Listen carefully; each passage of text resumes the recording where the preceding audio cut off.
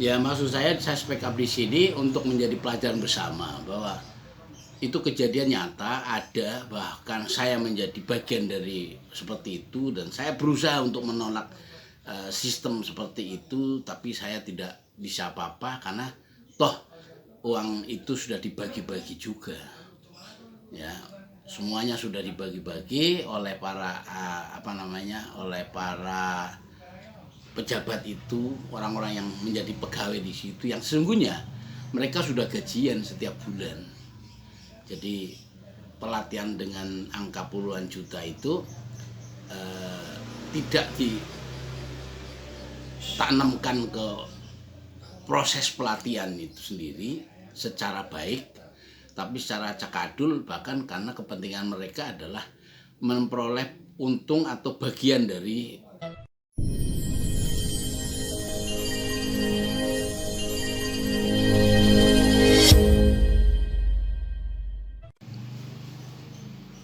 Assalamualaikum warahmatullahi wabarakatuh.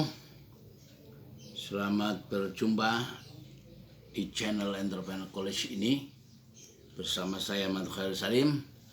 Mudah-mudahan terus semangat, terus bergairah, dan kita doakan semuanya panjang umur, sehat, dan berkelimpahan rezeki. Saudaraku, saya kemarin tempo hari di satu video sebelum ini pernah menjanjikan akan menceritakan tentang bagaimana korupsi sedemikian sistematisnya di hampir semua dinas, ya, dinas koperasi, dinas pemuda olahraga, dinas pendidikan, dinas apalagi sosial dan lain-lain lah, yang semuanya yang pernah saya ikuti itu dinas-dinas yang semuanya menggunakan APBN, ya, apa tahu APBD di dalam pengelolaannya, yang semuanya seharusnya mereka itu kan pemegang amanat untuk menjalankan program itu, ya. Kebetulan yang saya ikuti adalah selalu pelatihan-pelatihan kewirausahaan, itu menjadi prioritas yang selama ini menjadi concern saya. Nah, ceritanya itu ada satu dinas yang menyerahkan proyeknya pelatihan itu ke saya. Dan ini saya menjalankan ini sebetulnya ya karena memang ini jatahnya partai. Nah, kira-kira begitulah. Saya tidak sebut partainya apa, tapi saya diminta menjalankan satu program pelatihan yang paket ini merupakan paket penunjukan yang sesungguhnya ini milik satu anggota legislatif, karena dia yang ngawal, dia yang mengetok anggarannya. Kemudian setelah jadi pagu anggaran DIPA, kemudian diserahkan kepada dinas tertentu, ya. Kemudian dinas itu nanti mencari mitra untuk melaksanakan. Nah, kebetulan mitra itu saya, ya. Jadi untuk bagaimana anggota satu partai tertentu itu kita latih, ya. Ini memang kampanye terselubung, tapi ya itulah memang korupsi di negeri ini masih dominan. Bagaimana partai-partai yang saat ini ada itu, semua partai lah hampir itu semua ngeblok atau ngambil jatah-jatah, terutama untuk dana-dana hibah, ya, dana-dana hibah atau yang basisnya proyek-proyek penunjukan, ya, yang 200 juta ke bawah lah, itu yang mudah untuk mengelola, dan ini merakyat untuk kepentingan rakyat, tapi rakyatnya ya rakyat konstituennya partai itu, ya kan? Dan kebetulan yang ditunjuk menjadi mitra pelatihnya adalah saya dan teman-teman. Jadi pelatihan itu 3 hari, dan jadwal yang sudah saya bikin adalah dari jam 8 sampai jam 5 sore. Tapi apa yang terjadi? dinas hanya meminta dilaksanakan sampai setelah makan siang aja. Jadi begitu makan siang selesai, mereka sudah tidak nungguin, sudah bubar. Ya, jadi saya berusaha untuk terus menjalankan sesuai jadwal yang sudah kita tentukan 3 hari itu sampai jam 5. Tapi dinas itu yang penting sudah mendapatkan laporan. Kepentingan dia itu hanya laporan. Jadi laporan bahwa SPJ-nya lengkap, ada absen selama 3 hari, ada foto-foto para peserta, foto-foto para pembicara, ada materi yang bisa difotokopi, di-download, atau mungkin itu menjadi lampiran nanti pada saat laporan, semua ada seperti itu. Pokoknya secara administratif nyaris tidak punya salah apapun, ya pasti lolos lah, tidak masuk verifikasi yang bermasalah. Ya. Tapi apa yang terjadi? Yang terjadi tadi, saya selalu dalam tanda kutip ribut dengan mereka karena saya ingin pelatihan itu berjalan sesuai dengan yang sudah disepakati sampai jam 5. Karena Pak, saya ingin peserta itu memperoleh manfaat maksimal dari pelatihan ini. Tapi para tadi pemegang anggaran dari kepala dinas, dinas-dinas terkait, ya, karyawan atau penanggung jawabnya, itu hanya datang pada saat pembukaan, habis itu ya hanya petugas yang selalu hanya ngurusin absen. Itu makan siang mereka sudah nggak ada, dan selalu saya teruskan sampai jam 5 lah. Yang saya ingin sampaikan di situ adalah pada saat pembagian honor. Jadi pada saat pembagian honor itu saya kasihan sama pembicara-pembicara karena apa? Ya, tidak semestinya lah ya. Mereka hanya dibayar segitu gitu ya. Saya buka aja satu pembicara diberikan berapa, 250 kalau nggak salah. Itu ya. Dan itu ada yang harusnya bicara 3 jam, ada yang 3 hari nungguin, dan di situ ada. Tapi tadi bicara mereka hanya alokasikan anggaran segitu. Terus saya termasuk yang menolak. Karena pagu anggarannya saya tahu honor pembicara berapa. Ya, karena saya yang ikut mengelola, walaupun karena saya ditunjuk sebagai mitranya. Jadi saya tahu pagu anggarannya karena saya mengawal pekerjaan partai istilahnya. Jadi saya tahu, karena anggota legislatif yang ngasih tahu saya anggarannya sekian, ininya sekian, saya hafal betul masih gitu kan, Mas. Jadi ada anggaran yang sudah tertera di situ. Tapi tadi begitu kenyataan amplopnya beda-beda ternyata ya. Jadi pembicaranya di atas gitu, terus kemudian semua yang terjadi, istilahnya pelatihan itu buat saya itu sangat mengecewakan.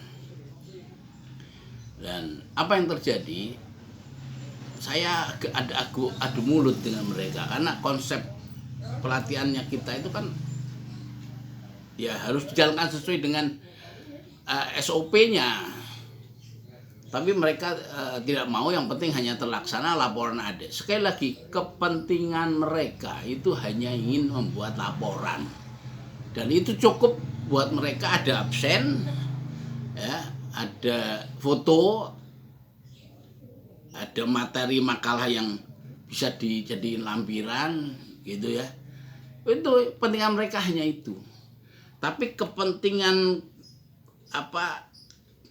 anggota atau kepentingan dari peserta pelatihan yang dia ingin mencari ilmu bisnis dengan benar, itu tidak memperoleh hak yang semestinya. Karena tadi habis sholat duhur atau habis makan siang suruh pulang. Saya nggak mau seperti itu, makanya saya tahan seperti itu sampai ya ujung-ujungnya ribut. Begitu ribut terakhir itu pas pembagian honor. Pembagian honornya itu ya tadi hanya dikasih dengan angka yang sangat sedikit seperti itu. Padahal kita ngawal 3 hari full gitu kan. Dan saya tahu, orang yang tahu pagu anggarannya berapa gitu kan. Ya, saya nggak perlu sebut lah.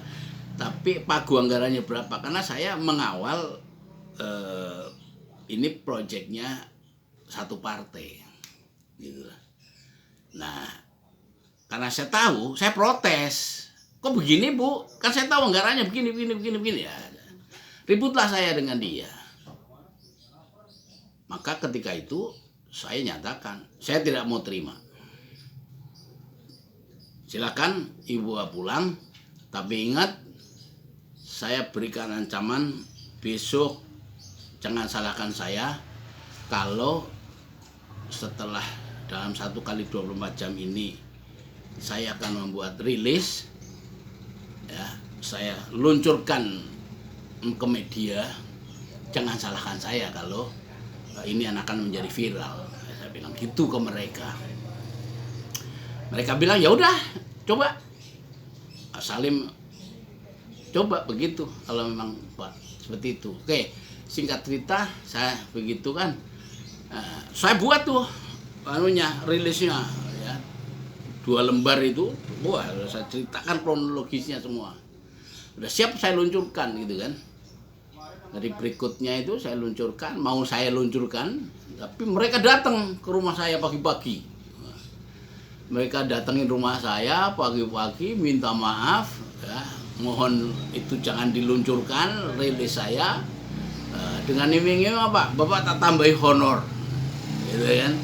Tak tambahi honor nih seperti ini. Jadi pengelolaan pelatihan itu sudah carut marut nggak karu-karuan ya. Karena mereka sekali lagi hanya berkepentingan untuk membuat ada fotonya, ada absennya, ada uang transport yang mereka peserta tanda tanganin, itu jadi laporan. Jadi kepentingan mereka memang hanya laporan saja gitu. Sementara pelatihan itu isinya apa, terus hasilnya ini peserta pelatihan berubah enggak, bisnisnya enggak penting lagi gitu. Maju bisnisnya apa enggak penting lagi.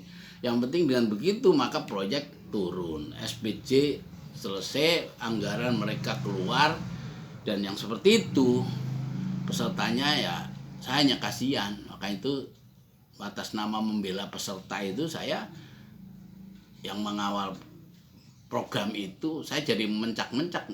Nah itulah kemudian datanglah ya pada hari berikutnya ke rumah saya, minta maaf karena begini lah dia ceritakan, tapi mohon rilis itu tidak diluncurkan ke media.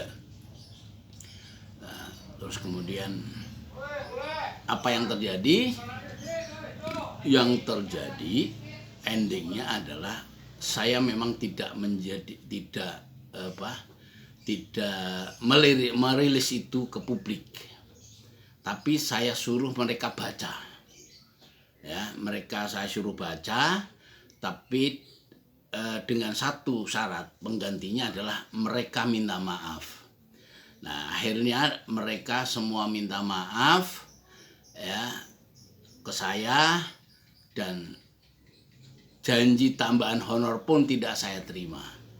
Jadi akhirnya 1 rupiah pun boleh dibilang saya tidak memperoleh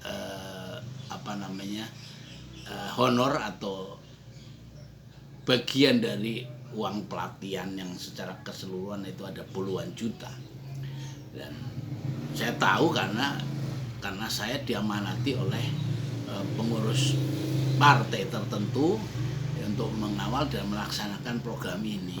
Itulah korupsi yang sedemikian rupa saya mengalami, menjadi bagian dari itu, sampai saya mencoba lebih baik tidak terima kalau cara permainannya seperti itu.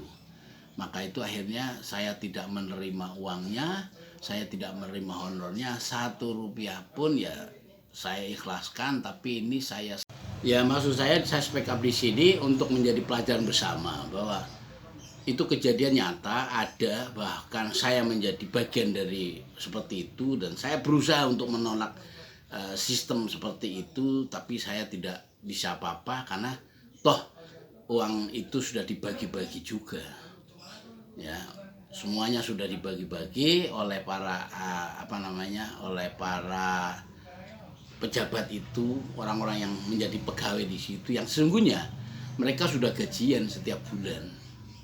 Jadi pelatihan dengan angka puluhan juta itu tidak ditanamkan ke proses pelatihan itu sendiri secara baik, tapi secara cakadul, bahkan karena kepentingan mereka adalah memperoleh untung atau bagian dari yang itu. Ya, saya mencoba menjadi bagian yang tidak setuju dengan cara-cara perlakuan seperti itu, tapi saya tidak berdaya. Ya, apa boleh buat, akhirnya uang sudah dibagi-bagikan antar mereka, ya kan. Jadi yang betul-betul dibagikan atau menjadi proyek atau hak peserta dan pembicara boleh dibilang ya sekitar 30% atau 40%. Nah, yang 60% itu sudah dibagi antar mereka, pegawai mereka, orang kecamatan,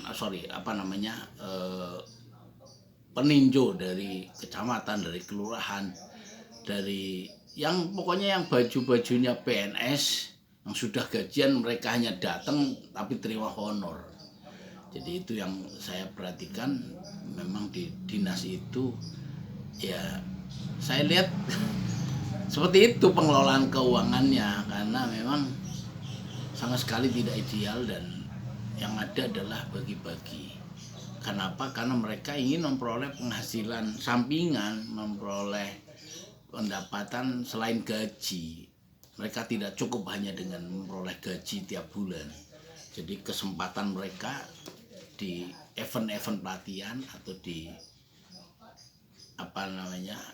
proyek-proyek dana hibah, dana penunjukan, dan itu masif di hampir semua departemen kayak gitu loh, di semua dinas, bukan hanya satu dinas yang saya ceritakan, karena di dinas lain dengan modus yang hampir sama tapi dengan cara yang berbeda-beda. Itu hampir ya, ada yang modusnya adalah lewat catering, lewat sewa gedung yang dikurangi dan lain sebagainya lah ya.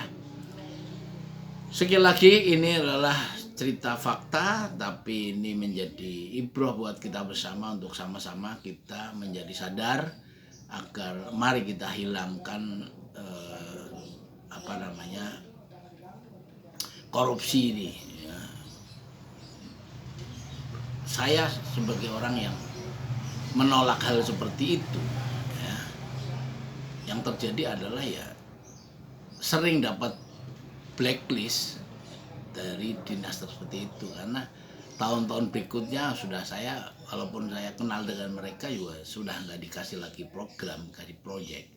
Jadi itu yang terjadi. Memang tidak mudah melawan yang sudah sangat hegemonik seperti itu, tapi ya mau nggak mau kita harus terus bagian dari perjuangan kebenaran supaya tawasobil haq wa tawasobil sabr. Jadi katakannya itu yang benar, memang itu benar, katakan yang tidak, itu tidak. Itu penting, walaupun kadang-kadang kita di event tertentu tidak memiliki keberanian karena berbagai hal, atau terpaksa atau sengaja membiarkan. Oke sahabatku, ya itu sekedar cerita yang kemarin sudah saya janjikan akan saya ceritakan pada episode kali ini. Dan orang yang sekali lagi endingnya bahwa orang yang datang ke rumah, mereka minta maaf, semua minta maaf, 4 orang minta maaf atas kejadian ini. Buat saya akhirnya saya ikhlaskan. Udahlah, saya ikhlaskan, saya tidak terima 1 rupiah pun uang itu. Buat saya adalah saya tidak menjadi bagian dari tangan-tangan koruptor. Saya tidak mau seperti itu, Karena saya punya anak, saya punya istri, saya tidak mau anak istri saya dikasih makan dari uang-uang yang menurut saya kontroversial lah seperti itu. Jadi sekali lagi saya berusaha, tapi kadang-kadang kita tidak mampu karena sistem sedemikian rupa sudah hegemonik. Sekali lagi itu ada di dinas-dinas, ada di tempat teman-teman, di hampir semua yang dananya adalah dana hibah, dananya adalah dana tender penunjukan, yang kecil-kecil yang saya ceritakan. Saya belum cerita yang besar-besar miliaran, belum lah. Nanti lain waktu saya ceritakan. Tapi ini cerita-cerita dari proyek-proyek yang nilainya masih nilai kecil lah, penunjukan yang 200 juta ke bawah. Jadi sekali dana bansos, dana hibah, dana seperti itu yang biasanya itu adalah memang bagian dari yang dikawal partai. Itu sebetulnya proyek miliknya partai, dikapling oleh mereka. Nah, untuk apa partai? Untuk menghidupi konstituennya lewat proyek-proyek seperti itu, atau proyek gorong-gorong, proyek apa yang pokoknya yang kecil-kecil lah biasanya itu. Jadi memang partai kita masih mengambil dananya untuk merawat konsumen atau konstituen, masih menggunakan itu. Maka itu salah satu sumber masalah korupsi di negeri ini adalah ya partai itu sendiri. Maka itu orang-orang partai ini harus disadarkan kembali bahwa betapa bahayanya kalau hal-hal itu terus terjadi dan terus berulang. Karena apa? Lama-lama rakyat tidak percaya dengan partai, lama-lama tidak percaya dengan para pemimpinnya, dan itu membahayakan sebuah negara. Terima kasih, saya kira mudah-mudahan bermanfaat.